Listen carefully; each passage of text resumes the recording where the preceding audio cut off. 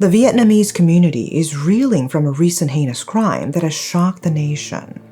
The murder of Ho Yen Nhi, known for her commendable performance in the 2022 Vietnam Ao Dai pageant.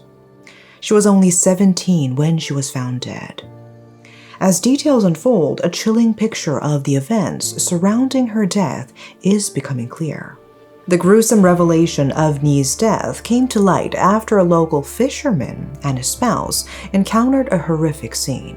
Less than a month ago, on October 13th, they recovered a dismembered leg in the Red River, a horrific discovery that led to the further unearthing of her severed head and another leg. Compounding the pain for Nhi's family, images of her mutilated remains have unfortunately made their way onto social media platforms.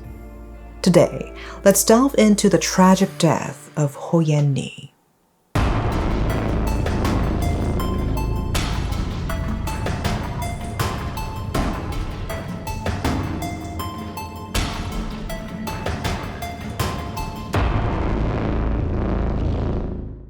It started as a regular day for Mr. Chun Man Dat, a 31-year-old fisherman from Linh Nam, Hanoi, plying his trade on the Red River in Thôn Tu Giang Khao, Gia Lam district.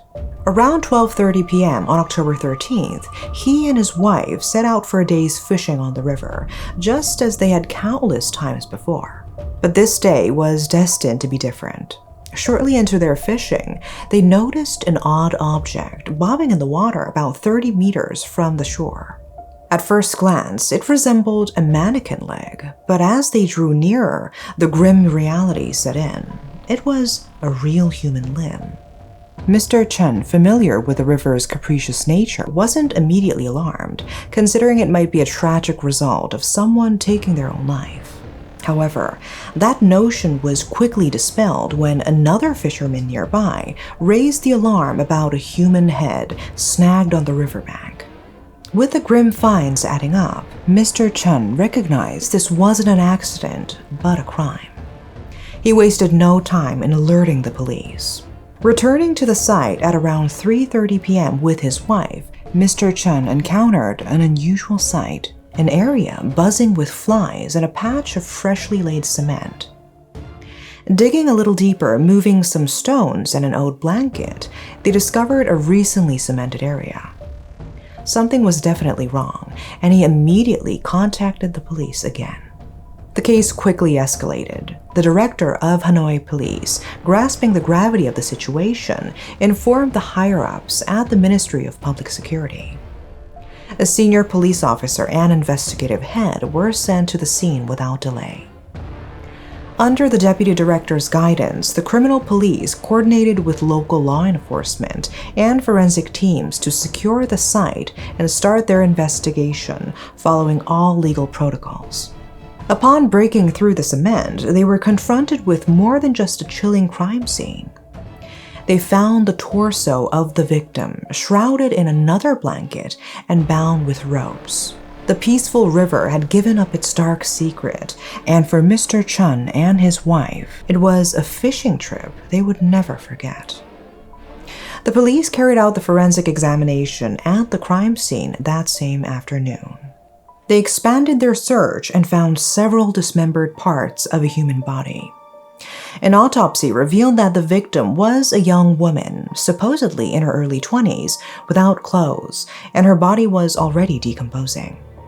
After the on-site investigation, her remains were sent to Duc Sang General Hospital for preservation. Local authorities later confirmed that the victim had been a beauty pageant contender in Vietnam.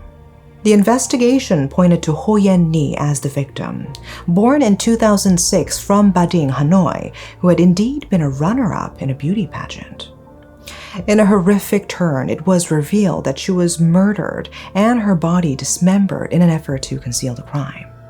Earlier in 2023, the 17-year-old Ho Yen Nhi had impressed in the Vietnam Ao Dai Festival 2022, clinching the title of second runner-up amidst fierce competition. Renowned for her early standout performances, Nhi was a student at the Hanoi Academy of Theater and Cinema. She was also involved in the arts, dabbling in modeling and acting. After her pageant success, Nhi saw an uptick in opportunities, including fashion shows, photo shoots, and brand endorsements. She was active in her community, often highlighting her charitable work on social media.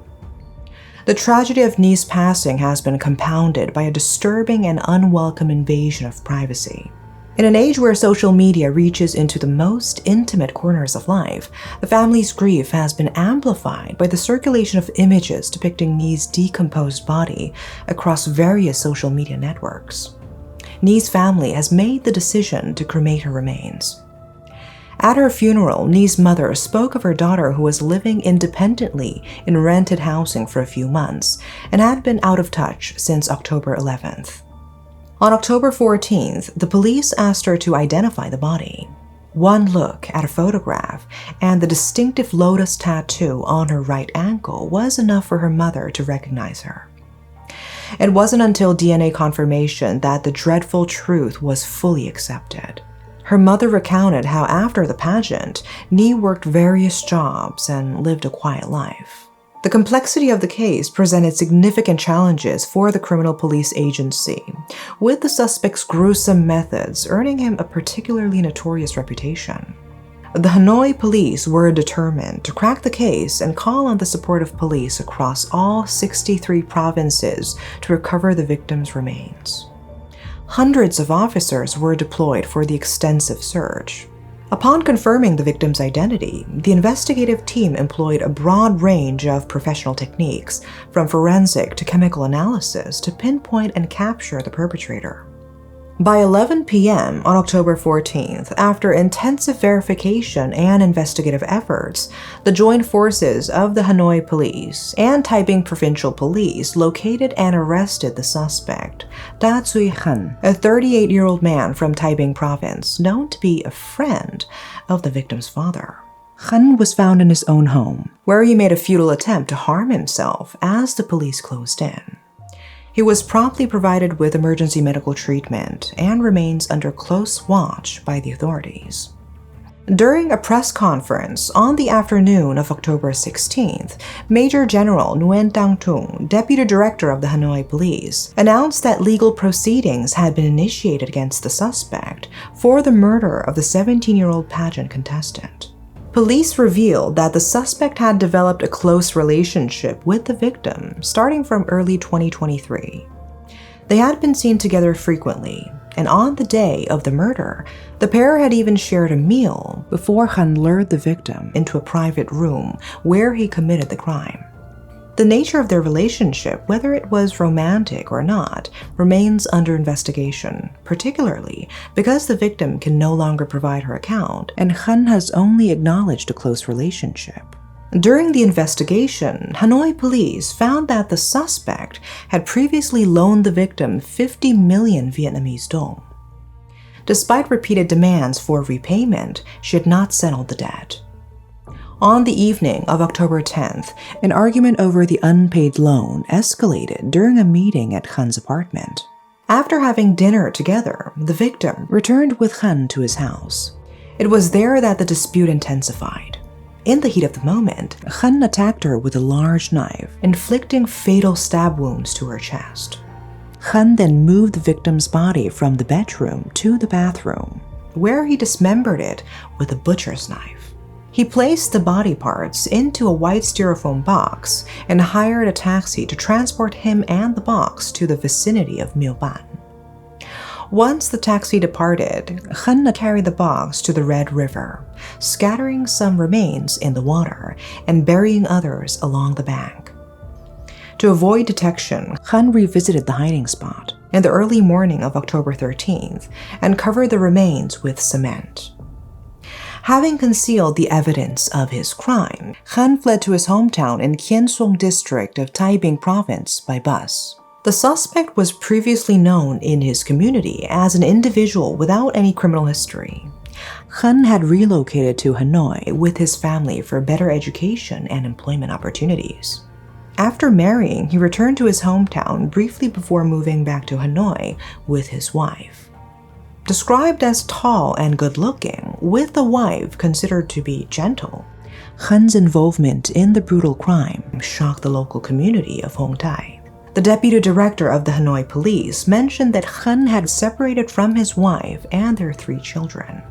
Hen's professional background included successful stints in electroplating gold and silver and working in ceramics near his uncle's business.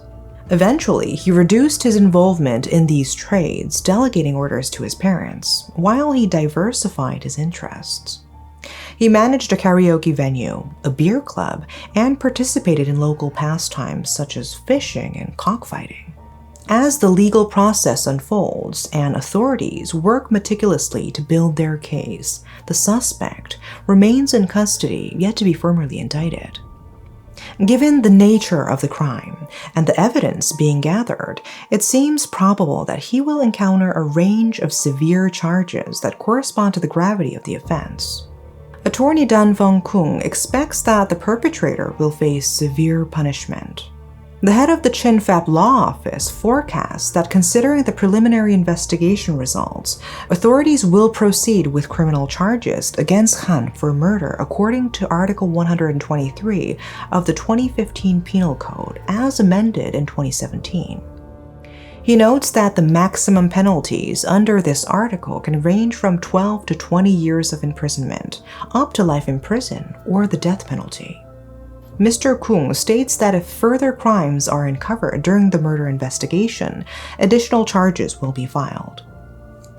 Accomplices, if found, will face prosecution. The community, still reeling from the shock of such a monstrous act, is looking to the justice system with expectant eyes, seeking assurance that the full extent of the law will be applied. Her untimely death, marked by violence and tragedy, has not only left a void in the hearts of those who knew her, but also has resonated with strangers touched by the story. In the face of such a despicable act, the hope is for the legal proceedings to proceed without delay or prejudice, leading to a just verdict that upholds the principles of law and humanity. That's all for today. Thanks for watching.